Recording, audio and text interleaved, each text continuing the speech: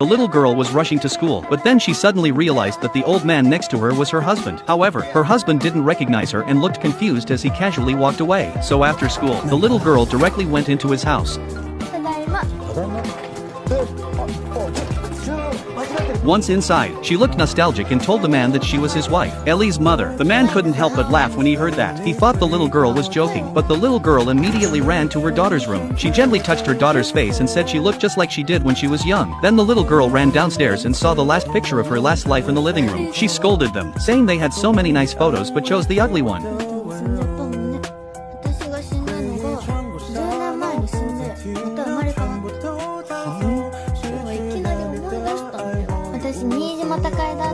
The father and daughter thought the little girl was mentally ill and were about to call her parents. But when the little girl saw the takeout boxes on the dining table, she started criticizing them again. They had beautiful plates at home, so even takeout should be served on a plate. Otherwise, the plates she bought would go to waste. Suddenly, a bell rang outside. The little girl realized it was getting late, so she had to leave.